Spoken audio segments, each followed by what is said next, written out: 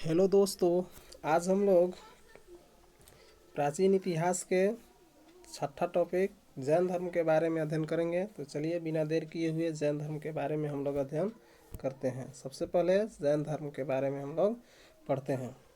तो चलिए स्टार्ट करते हैं। जैन धर्म के संस्थापक एवं प्रथम तीर्थकर ऋषभदेव थे। जैन धर्म के पहले एवं संस्थापक कौन थे? ऋषभदेव थे। जैन धर्म के 23वें तीर्थकर पार्श्वनाथ थे, जो कि काशी की इक्ष्वाकु वंशीय राजा अशोकसेन के पुत्र थे। इन्होंने 30 वर्ष की अवस्था में संन्यास जीवन को स्वीकारा। इनके द्वारा दी गई शिक्षा थी हिंसा न करना, सदा सत्य बोलना, चोरी न करना और संपत्ति न रखना। यानी कि जैन धर्म के 23वें तीर्थकर कौन थे? तो पार्श्वनाथ थे।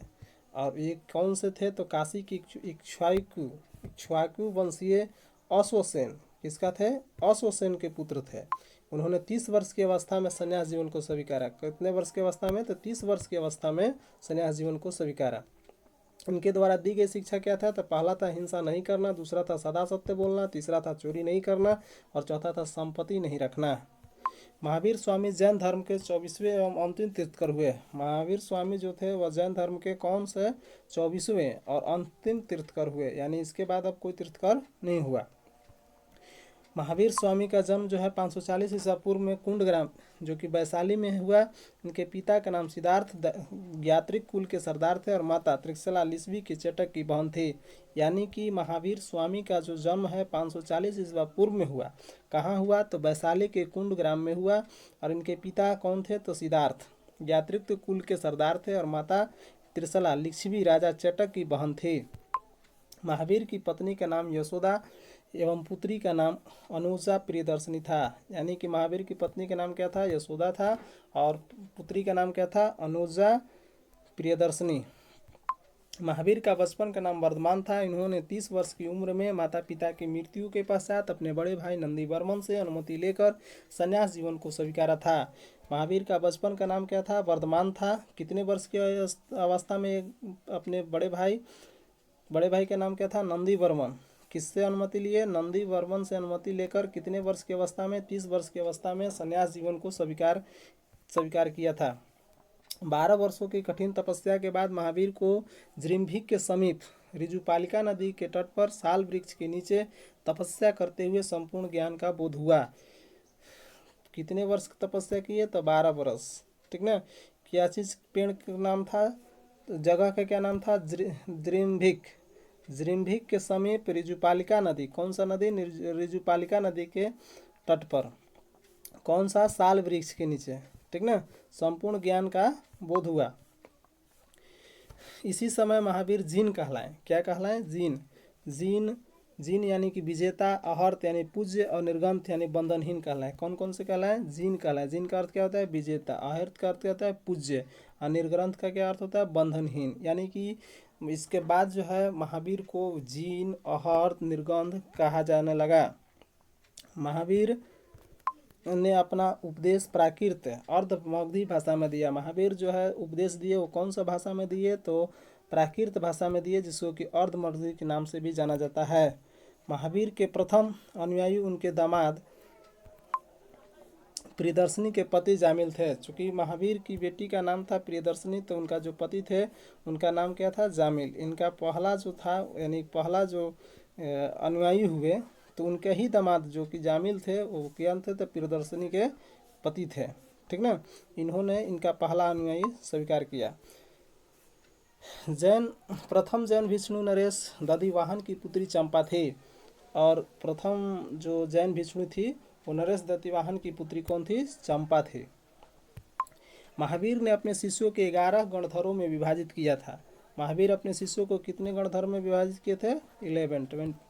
ठीक ना। 11 गणधरों में विभाजित किया था।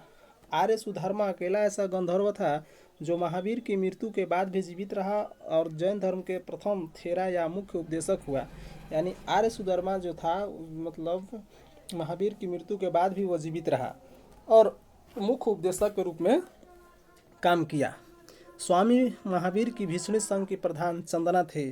स्वामी महावीर की भीष्णी संघ के प्रधान कौन थी? तो चंदना थे।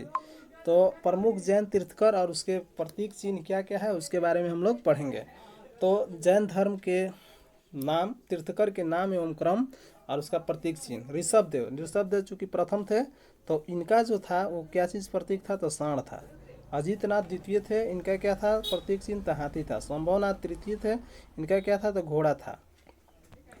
चतुर्थ में संपार्श थे, नहीं सप्तम है, चतुर्थ का उल्लेख नहीं है, सप्तम है। सप्तम का क्या होता, संपार्श थे, और संपार्श का क्या स्वस्तिक का चिन्ह है, ठीक ना। किसका चिन्ह है, स्वस्तिक का चिन्ह है, ठीक।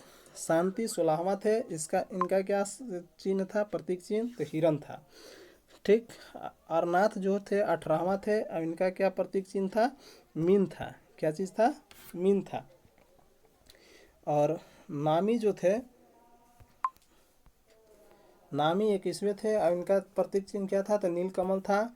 अरिष्टमी 22वें थे, इनका प्रतीक चिन्ह शंख था। पार्श्व जो 23वें थे, इनका चिन्ह क्या था, सर्प था। महावीर 24वें थे, महावीर का याद रखना है क्योंकि ये अंतिम थे, 24वें थे, और इनका क्या है, तो सिंह है, ठीक। नोट में पढ़ लेते हैं। 2 जैन तीर्थंकरों ऋषभदेव एवं अरिष्टमी के नाम उल्लेख ऋग्वेद में मिलता है।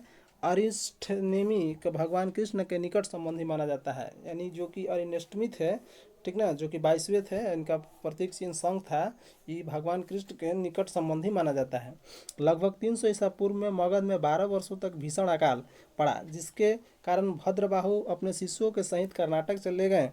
शिष्यों मतलब अपने शिष्य सहित कहाँ चले गए, कर्नाटक चले गए, किंतु कुछ अनुयायी स्थूलभद्र के साथ मगध में ही रुक गए। भद्रबाहु को वापस लौटने पर मगध के साधुओं से उनका गहरा मतभेद हो गया, जिसके फलस्वरूप जैन मत श्वेतांबर और दिगंबर, ठीक ना, श्वेतांबर और दिगंबर में बट गए।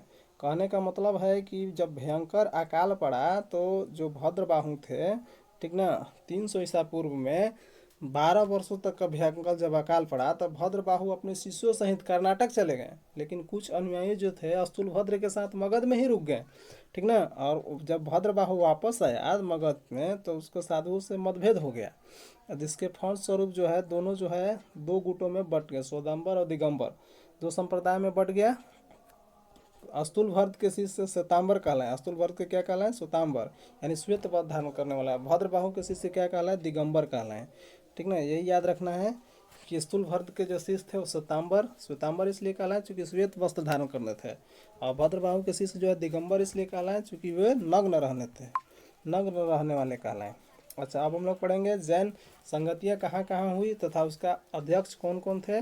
तो प्रथम संगति के बारे में पढ़ते हैं। प्रथम संगति जो है 300 ईसा पूर्व में हुआ। कहाँ हुआ, तो पाटलिपुत्र में हुआ। इसके अध्यक्ष कौन थे, तो स्थूलभद्र थे। मात्र 2 ही संगतियाँ हुई हैं। तो द्वितीय संगति कहाँ हुई, तो द्वितीय संगति जो है 6ठी शताब्दी में, ठीक ना। कब हुआ, 6ठी शताब्दी में हुआ। कहाँ हुआ, बल्लवी गुजरात में हुआ। और इसके अध्यक्ष कौन थे, तो क्षमा श्रवण थे। यानी 2 ही संगतियाँ हुई है, जैन संगतियाँ, दोनों को याद रखना है। प्रथम जो है 300 ईसा पूर्व में कहाँ हुआ, तो पाटलिपुत्र में हुआ। इसके अध्यक्ष कौन थे, तो स्थूलभद्र थे। द्वितीय कहाँ हुआ, तो कब हुआ, तो 6ठी शताब्दी में हुआ। कहाँ हुआ, तो बल्लवी गुजरात में हुआ। और इसके अध्यक्ष जो क्षमा श्रवण थे। जैन धर्म के 3 रत्न हैं।